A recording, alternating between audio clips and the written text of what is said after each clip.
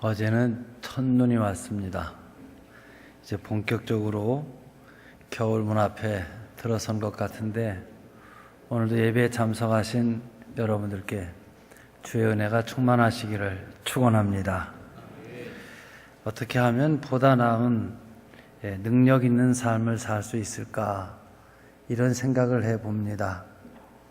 모든 사람이 다 능력 있는 삶을 살 때 우리도 능력 있는 삶을 살자가 아니라, 대부분의 사람들이 힘들고 어렵고 비틀거리고 넘어질 때 모든 상황을 이기고 극복하는 승리의 삶 말입니다. 이 능력 있는 삶을 살 수 있을까, 이런 생각을 하면 오직 예수 그리스도뿐이시다, 이런 결론에 도달합니다. 예수님께서는 요한복음 16장 33절에서 너희는 세상에서 담대하라, 내가 세상을 이겼노라 라고 선언하셨습니다.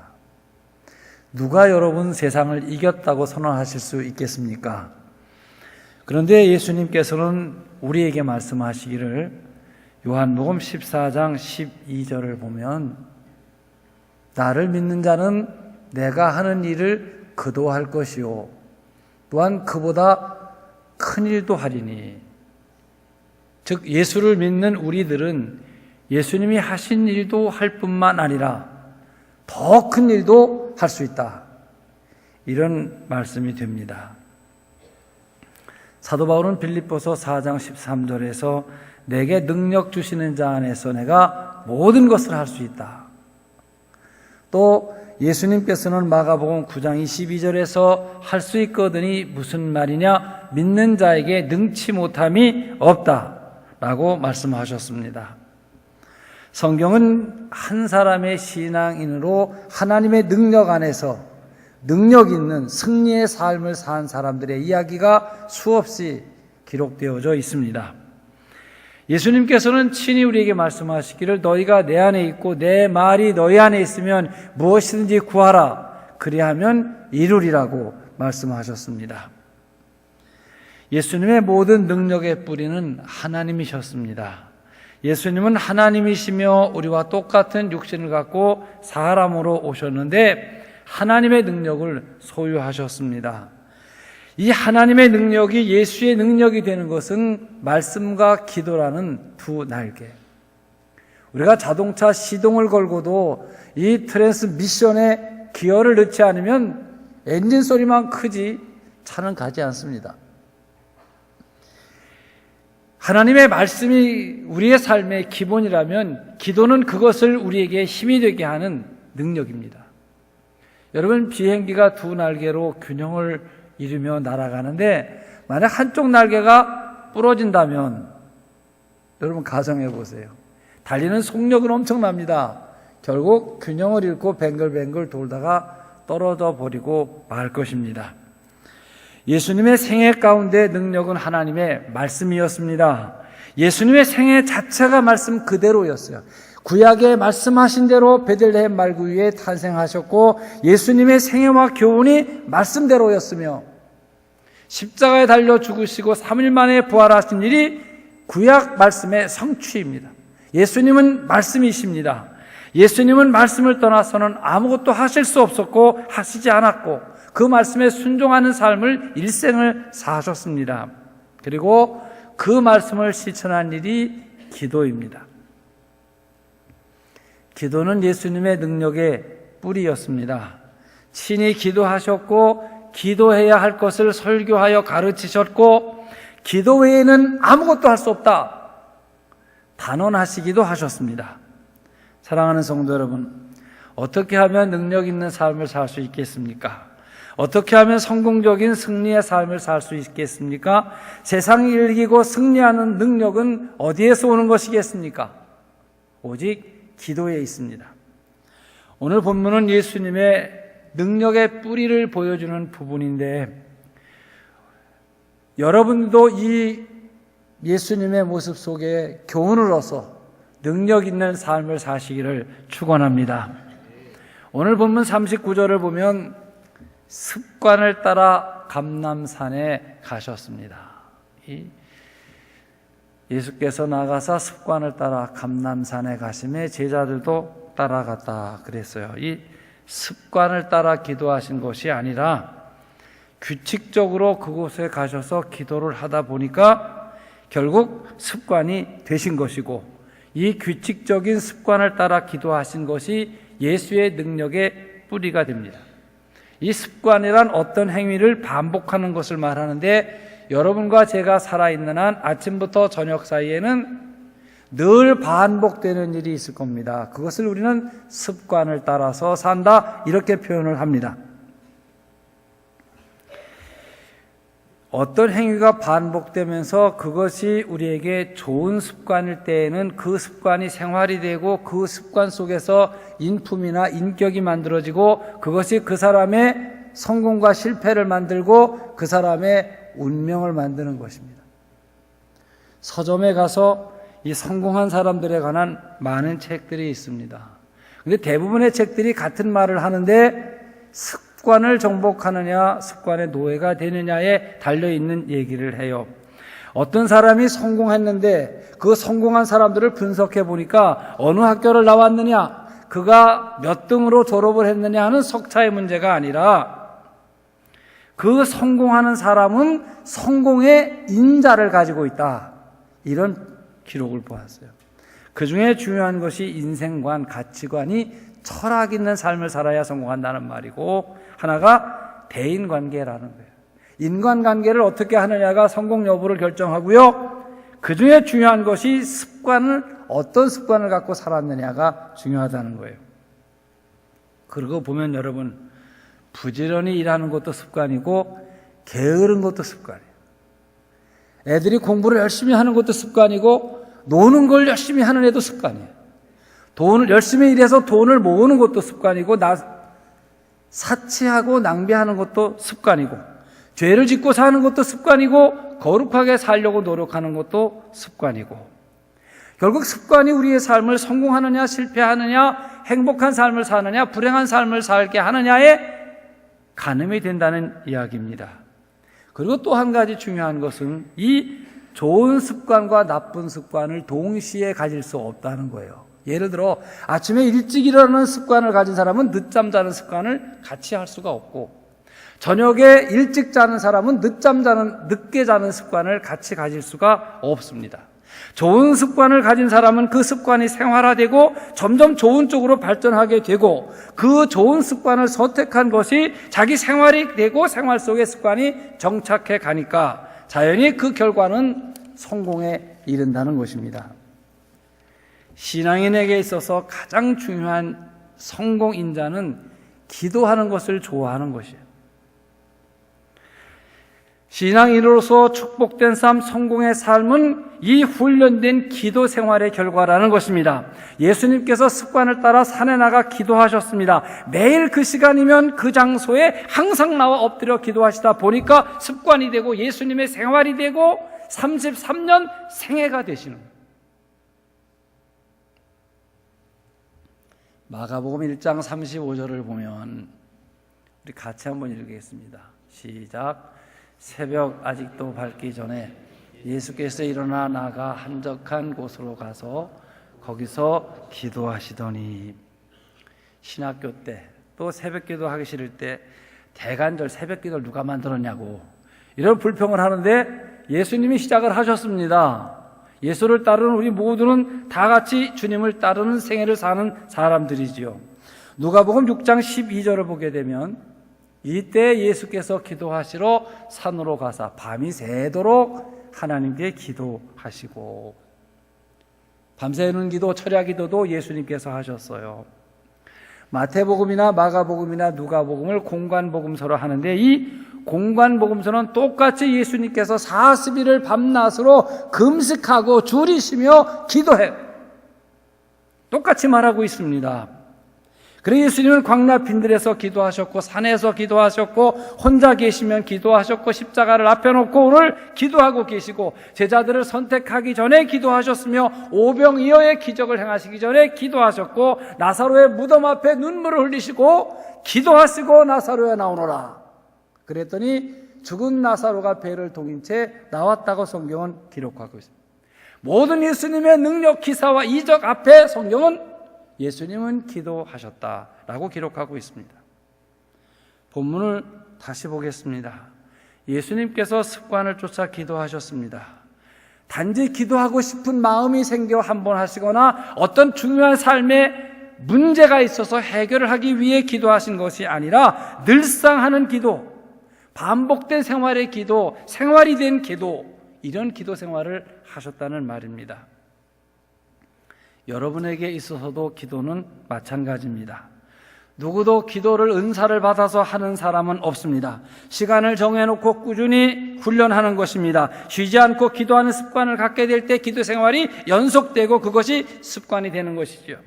성경을 보게 되면 이 새벽 기도 시간에 큰 역사들을 기록하고 있어요. 이스라엘이 430년 동안 종노릇한 애굽을 나오는 출애굽의 새벽이 바로 새벽에 하나님께서 동풍으로 바다를 가르시고 이스라엘을 출애굽하게 하십니다. 그 난공불락의 여리고성이 매일 아침 한 바퀴씩 새벽에, 그리고 제7째 되는 날 새벽 기도하고 함성을 질렀더니 성이 무너져 버렸습니다. 예수님께서 사망 권세 이기시고 부활하신 것이 새벽이지요. 반모섬에서 사도 요한이 계시를 받은 것이 새벽입니다. 새벽 시간은 우리 주님께서 우리에게 응답을 해주시고 능력을 주시는 시간입니다. 새벽 시간은 우리들이 잠에서 깨어나 첫 의식을 회복하는 시간이지요. 그날에 기도한다는 말은, 그 시간에 기도한다는 말은 하루 일을 주님과 의논한다는 말이고 새로운 신념을 갖고 하루를 출발한다는 의미를 갖습니다. 그러므로 새벽에 일어나는 습관을 가져야 됩니다. 성도들은 반드시 가져야 될 생활의 일부가 하루의 출발을 기도로 시작을 해야 하는 것입니다. 사랑하는 성도 여러분, 생각해 보십시오. 능력의 주님께서는 새벽 기도의 습관을 갖고 항상 기도를 하셨습니다. 기도가 삶이셨어요. 그러나 아무것도 할 수 없는 제자들은 기도하지 않았어요. 기도하지 않으니 기도하는 습관도 없고 기도하는 생활도 없고 동시에 능력도 없는 거예요. 기도의 습관을 가지지 못한 제자들은 어느 일 하나도 제대로 하는 게 없었어요. 전도하면 실패하고 병 고치는 일 만나면 실패하고, 한 번은 귀신 들린 아들을 데리고 온 아버지가 앞에 여러 제자들이 다 달라붙어 난리를 쳤는데 아무것도 하지를 못했습니다. 결정적인 것은 주님을 따르는 일에 실패하고 맙니다. 여러분, 그 이유가 무엇이겠습니까? 기도하지 않았기 때문입니다. 주님께서 새벽 미명에 기도하실 때 제자들은 잠자고 있었습니다. 오늘 본문도 보십시오. 주님께서는 기도하시다가 잠시 일어나 제자들한테 가보니까 잠들어 있어요. 어찌하여 자느냐, 시험에 들지 않게 깨어있어 기도하라. 이 기도하지 않던 제자들은 그 아래 본문 54절 이하를 보면요, 이미 예수님께서 체포되시자 다 도망가 버렸어요. 그리고 유일하게 남은 베드로 역시도 멀찍이 따라가다 예수님 면전에서 예수를 3번 모른다고 부인하고 계집종 앞에서요. 그리고 결국은 예수님 곁을 떠나버리는 비열하고 비겁한 행동을 하게 되고 말아버립니다. 사랑하는 성도 여러분, 한번 깊이 생각해 보세요. 이 잠이 온다는 것, 잠이 많다는 것 상당히 마귀적입니다. 왜 현실을 파악하고 안타깝게 생각하고 미래를 대처해야 될 중요한 시간에, 이 중요한 시간에 왜 잠이 오냐 이 말이에요. 믿음을 지켜야 될 시간입니다. 말씀을 붙잡고 주님 하신 말씀을 기억해야 될 시간에, 왜 깨어있을 시간에 왜 잠이 오느냐 말이에요. 깊이 생각해 보면 마귀적이고 지금 마귀의 종이 되어 있는 상태가 잠들어 있는 상태예요. 깨어라. 우는 사자같이 마귀가 너를 삼킬 자 찾고 있다고 하시지 않습니까? 긴 시간이 지나고 제자들은 저들의 실패의 원인이 무엇인지를 깨닫게 됩니다. 예수님 부활 승천하신 후 사도행전의 기록을 보면 온통 제자들이 기도하는 이야기입니다. 그리고 제자들에 의해서 예수님이 하셨던 능력이 행하여지는 일이 기록되어져 있습니다. 3,000명이 모이고 5,000명이 모이는 역사가 있습니다. 사도행전 2장 마가다락방에 120명이 기도합니다. 성령이 임하고 교회가 탄생을 합니다. 교회가 기도할 때 부흥의 비밀을 깨닫고 부흥의 불길이 타오르며 교회가 닥친 어려운 문제들을 다 기도 속에서 극복해 나가는 사도행전의 도처의 교회가 세워지고 부흥해 갑니다. 이 교회를 인도하는 제자들 역시도 어느덧 기도가 습관화되고 기도가 생활화되어 있고 생활 속에서 능력이 나타나게 됩니다. 사도행전 3장을 보게 되면 제9시 기도 시간에 성전 미문 앞에 앉았던 안진뱅이에게 일어납니다. 베드로와 요한이 그 기도 시간을 함께 지키기 위하여 성전에 들어가고 있는 것을 보면 기도 시간 지키는 게 그들의 몸에 배어져 가고 있다는 말이 돼요. 사도행전 10장을 보게 되면 베드로는 제6시와 12시에 기도 시간을 정해놓고 기도하고 그런 가운데 고넬료가 보낸 사람들을 만나게 되고 그의 성령의 인도함을 따라 고넬료의 집에 가고 또 하나의 그 지역에 교회가 세워지는 역사가 이루어지게 됩니다. 보십시오. 정기적으로 규칙적으로 기도하는 습관이 이제는 베드로의 능력이 되어서 예수님이 행하셨던 일보다 더 많은 일들을 더 많은 사람들을 전도하는 일이 제자들의 손에 의해 이루어지게 됩니다.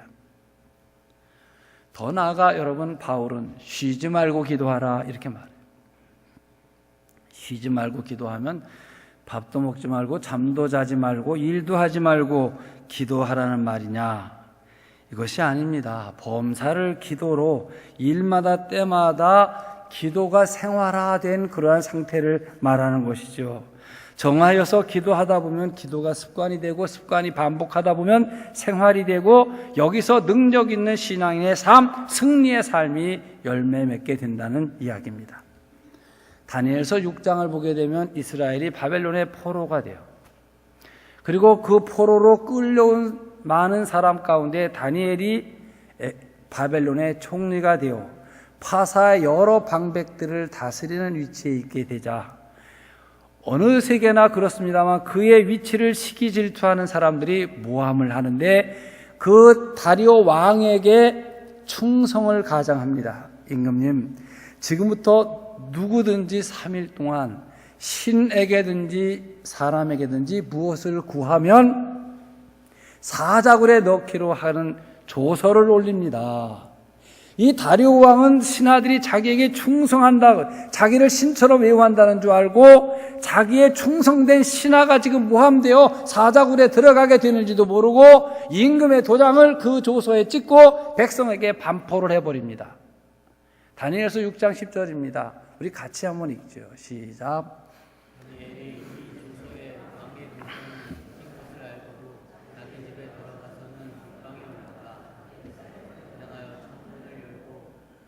전에 하던 대로 하루 3번씩 무릎을 꿇고 기도하며 그의 하나님께 감사하였더라. 여기서 중요한 문장이 전에 하던 대로 하루 3번씩 무릎 꿇고 기도했다는 말입니다. 여기 전에 하던 대로, 이전에 하던 대로, 이제까지 습관된 대로 하루 3번씩 그런 말이지요. 이렇게 기도하던 이 습관이 오늘 위기 앞에서도 기도를 하게 했다는 말이에요. 주님과 기도 속에 하는 그 능력이 오늘 사람들을 두려워하지 않는 용기를 갖게 되고 오늘 그 기도가 사자 입을 봉하게 했으며 이 기도가 다니엘을 시기하고 모함했던 사람들이 다니엘 대신 사자굴에 던져지는 능력이 되게 되고 이 진퇴양난의 어려움을 전화위복의 상황으로 바꾸는 역사가 있게 되었다는 말입니다. 전에 하던 대로 하던 기도, 습관을 따라 하던 기도를 말하고 있습니다. 여러분은 갈멜산의 엘리야의 이야기를 알고 있습니다. 갈멜산에는 바알 선지자 또 아세라 선지자 850명, 그 시대의 폭군인 아합과 그의 부인 이세벨, 그리고 홀로 나이 많은 엘리야가 서 있습니다. 여러분이 아시는 바와 같이 엘리야의 기도로 승리하여 하나님의 영광을 드러냈고 많은 이스라엘에 하나님이 살아계신 것을 나타내는 신앙을 회복시키는 놀라운 일을 했는데 이게 여러분 한 번의 기도 때문이냐 하는 이야기예요. 한 번 단회적인 기도 때문에 능력이 나타난 것이냐 아니면 일상의 기도 생활을 하던 사람이 거기서 기도한 것이냐. 운동을 아무리 잘하던 사람도, 예를 들어 축구를 치던 사람이 한 1년 쉬면 그 재량, 기술이 나오질 않습니다. 우리 교회는 골프 선교회가 아주 활성화가 돼서 한 달에 한 번씩 골프 대회를 하는데, 얘들아 골프를 선수 수준만큼 잘하는 사람이 있다고 생각하세요. 6개월 쉬었습니다. 다시 되지 않습니다. 다시 처음 하는 것처럼 한참을 연습해야만 똑같은 기량이 나오는 것이죠. 여러분, 기도도 마찬가지예요. 기도하지 않던 사람이 갑작스럽게 기도 절대로 될 수가 없는 거예요. 정말 계획을 세우고 기도하고 기도가 습관이 되고 생활화된 사람이 오늘 위기 앞에서 기도하는 것이지, 준비 안 된 사람은 기도할 수 있는 것이 아니라는 거예요. 일생을 기도 속에 사는 엘리야였기 때문에 오늘 위기 앞에서 기도하여 승리하여 영광을 돌릴 수 있는 것입니다. 사랑하는 성도 여러분, 주님은 기도하셨습니다. 기도가 반복되면서 습관이 되었고 생활이 되셨어요. 이 말은 곧 범사의 모든 일에 능력은 기도였다, 이런 말입니다. 사랑하는 성도 여러분, 오늘 주님은 여러분에게 말씀하십니다. 하나님의 아들이신 주님께서 이렇게 기도하여 능력으로 사셨는데, 이 험악한 세상을 사는 여러분, 기도하시라는 당부입니다. 기도하지 않고 살면서는 결코 신앙생활에 승리할 수 없는 것입니다. 이제 가을을 보내고 겨울을 맞이하면서 여러분, 기도의 습관을 만드시기를 바랍니다. 다시 말씀드립니다만, 성공한 신앙생활, 이 성공의 인자는 바로 기도의 인자, 기도하는 것을 좋아하는 이런 신앙생활을 해야만 신앙을 지켜낼 수 있고, 또 신앙적 승리의 삶을 살 수 있고, 다른 사람의 삶의 문제를 해결해 줄 수 있는 능력을 행할 수 있는 것입니다. 두 번째는 기도하는 예수의 모습을 보면서 한번 교훈을 얻고자 하는 것입니다. 41절을 보면 무릎을 꿇고 기도하셔요. 그렇죠? 44절을 보면 예수께서 힘쓰고 애써 더욱 간절히 기도하시니 땀이 땅에 떨어지는 핏방울같이 되었더라. 이 41절과 44절을 종합해 보면 예수님의 기도하는 모습이 눈앞에 선하게 들어오지 않습니까, 여러분? 그 기도의 내용이 얼마나 진실하고 얼마나 간절하고 진실하게 기도했느냐를 말하는 거예요. 우리말의 어감으로는 습관적이라는 말은 형식적이라는 말과 통하고, 진실한 내용이 없이 껍질만 반복될 걸 말할 때 습관적이라는 말을 써서, 이 습관적이라는 말이 별로 좋은 뜻이 아닌 말처럼 되어져 있어요. 그런데 우리 주님은 무릎을 꿇고 힘쓰고 애써 간절히 기도하셨고, 땀방울이 핏방울이 되는 진액을 쏟는 기도를 들으셨다는 거예요. 마치 육체 노동하는 사람이 땀을 뻘뻘 흘리면서 그 일에 전념하고 있는 것과 같이 그런 기도를 드렸다는 말이에요. 마치 일생 처음 기도하는 것처럼 마지막으로 드리는 기도와 같이 그런 자세로 기도했다는 이야기예요. 특별히 무릎을 꿇는다는 말은 기도를 받으시는 하나님에 대한 경외하는 자세를 가리키는 거예요. 우리 생활도 이미 서구화가 되어서 우리가 이 땅바닥에 책상 다리를 하고 앉지를 못해요. 집에 가도 식탁 의자에 앉아 식사를 하고, 침대에서 잠을 자고, 소파에 앉고, 교회 오셔도 좋은 의자에 앉다 보니까 여러분 물고 무릎 꿇고 기도하세요. 그러면 5분도 버티는 분이 없을 것 같아요, 제 생각에. 그렇죠? 이미 그 습관이 됐어요. 아마 예수님 시대는 모두가 다 앉거나, 그런 옛날에 우리도 어른 앞에는 무조건 무릎 꿇고 앉았고, 무릎 꿇는 게 습관이 됐었어요. 근데 지금 무릎을 꿇자는 것은 우리가 하나님을 경외하는 심령적 자세를 무릎 꿇고 이런 표현을 한다면, 열왕기상 8장 54절을 보면 솔로몬 임금이 성전에 들어가 무릎을 꿇고 하나님께 손을 들고 기도하는 모습입니다. 사도행전 20장 36절을 보면 사도 바울이 밀라도 항구에서 에베소 교회의 장로님들과 헤어지면서 모래밭에 무릎을 꿇고 기도하는 모습이 나오고, 사도행전 7장 60절을 보면 스데반 집사님이 순교하는 최후의 모습이 무릎을 꿇고 기도하며 순교했다고 기록되어져 있습니다. 또한 힘쓰고 애써 더욱 간절히 기도하시니 할 때 땀방울이 핏방울로 바뀌었다는 것입니다. 기도의 내용이 진지하여 생애 마지막 드리는 기도와 같이 목숨을 걸고 기도했다는 말이에요. 여러분들도 한번 그런 체험들을 해보시기를 바랍니다. 교회에 혼자 오셔서 큰 소리로 찬송을 부르세요. 그리고 세상 사람들 다 들으라는 것처럼 큰 소리로 기도를 하다 보면 겉옷을 벗어놓게 돼요. 그 다음엔 더 기도하면 내복이 스멀스멀 젖어오고 땀방울이 맺혀서 수건질을 하는 기도를 해보시겠어요. 이런 기도의 경험이 반드시 우리가 가져야 되는 거예요. 이 소리하는 사람들, 창이나 판소리, 그걸 소리꾼 그래요. 옛날엔 이분들이 쓰는 말 중에 득음이라는 말을 써요. 얻을 득자 소리음자예요.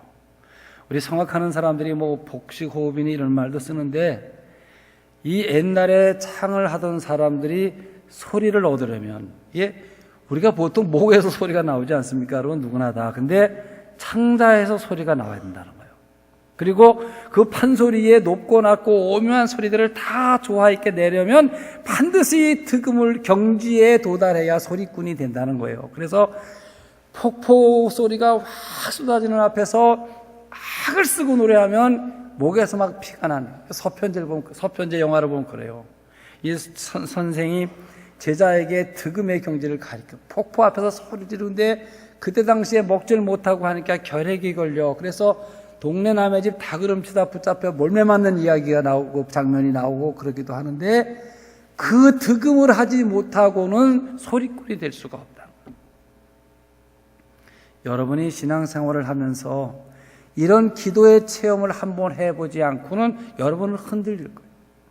반드시 이러한 체험들이 여러분 속에 있을 때 일생 여러분은 주님께 붙들려 살고 어떠한 일을 만나도 두려워하지 않는 그런 담대한, 담력 있는 그런 믿음을 가질 수 있는 거예요.